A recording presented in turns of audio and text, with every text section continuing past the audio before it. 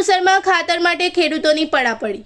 સરકારના પૂરતા ખાતરના દાવા વચ્ચે ખેડૂતો લાઇનમાં કેમ? જંબુસર ખાતે ખાતર લેવા માટે ખેડૂતોની લાંબી લાઈનો જોવા મળી છે। ખાતર માટે ખેડૂતો મોડી રાતથી જ વિતરણ કેન્દ્ર પર પહોંચી ગયા હતા। ખાતર મેળવવા માટે નંબર ન જાય તે માટે ખેડૂતોએ અનોખી રીત અપનાવી હતી। ખેડૂતોએ ચપ્પલની લાઈનો લગાવીને પોતાનો નંબર સાચવ્યો હતો। મળતી માહિતી મુજબ વિતરણ કેન્દ્ર પર અંદાજે 2000 ગુણ ખાતરનો સ્ટોક હતો, જ્યારે તેની સામે મોટી સંખ્યામાં ખેડૂતો ખાતર લેવા માટે ઉમટી પડ્યા હતા। ખાતર માટે ખેડૂતોમાં પડાપડીની સ્થિતિ સર્જાતા વિતરણ કેન્દ્ર પર પોલીસ બંદોબસ્ત પણ ગોઠવી દેવામાં આવ્યો હતો। તે દરમિયાન ખાતર વિતરક દ્વારા ખેડૂતોને શાંતિ જાળવવા માટે અપીલ કરવામાં આવી છે। સાથે જ સરકાર વધુ પ્રમાણમાં ખાતર ફાળવે તેવી પણ માંગ ઉઠી છે। હવે સૌથી મોટો સવાલ એ છે કે જો સરકાર પાસે પૂરતા પ્રમાણમાં ખાતરનો જથ્થો છે તો ખેડૂતોને ખાતર લેવા માટે રાતથી લાઇનમાં કેમ ઊભા રહેવું પડે છે? ખેડૂતોની આ સમસ્યાનું કાયમી નિરાકરણ ક્યારે આવશે? જંબુસર તાલુકા સંઘ મેનેજર જીતુભાઈ પટેલ। આજ રોજ અમારે ખાતર વિતરણ કરવા અંગેની કામગીરી ચાલુ છે। સરકાર દ્વારા જરૂરી જથ્થો આપણને ઉનાળામાં આપેલો હતો સ્ટોરેજ માટે, અને આજે ખેડૂતોને મળી રહે તે રીતે સરકારના સ્ટોરેજમાંથી આપણને 4 ગાડી જેટલો માલ છૂટો કરેલ છે, અને આજે ખેડૂતોની લગભગ 700 જેટલા માણસો ખેડૂતો આવેલા છે। દરેક ખેડૂતોને અમે ટોકન આપેલી છે, અને સ્ટોક પ્રમાણે અમારે જેટલું વિતરણ કરવાનું થશે એ રીતના ભાગે પડતા ખેડૂતને અમે આજે રોજ વિતરણ કરવાના છે। એટલે ખેડૂતોને અમારી એક નમ્ર વિનંતી છે કે થોડી ધીરજ રાખે।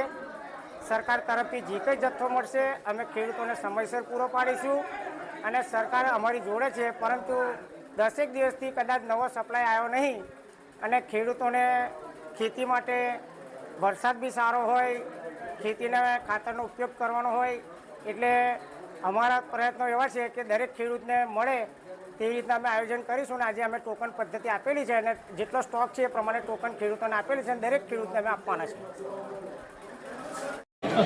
હું નવીન પટેલ, ભરૂચ જિલ્લા કિસાન કોંગ્રેસ ઉપપ્રમુખ। અત્યારે તમે અહીંયા જોઈ શકો છો, ઓછામાં ઓછા 800થી 1000 ખેડૂતો ખાતર લેવા માટે આવ્યા છે। 3 દિવસ પહેલાં નાયબ ખેતી નિયામકને મેં ટેલિફોનિક રજૂઆત કરી હતી, ત્યારે એમણે મને કીધું હતું કે 5-6 ગાડી મોકલાવું છું જે કાવી અને જીનમાં, જેથી બધા ખેડૂતોને ખાતર મળી શકે। પરંતુ આ સરકારને ખબર જ નથી પડતી કે જંબુસર તાલુકાની અંદર કેટલી જમીનમાં કપાસ વાવેલો છે।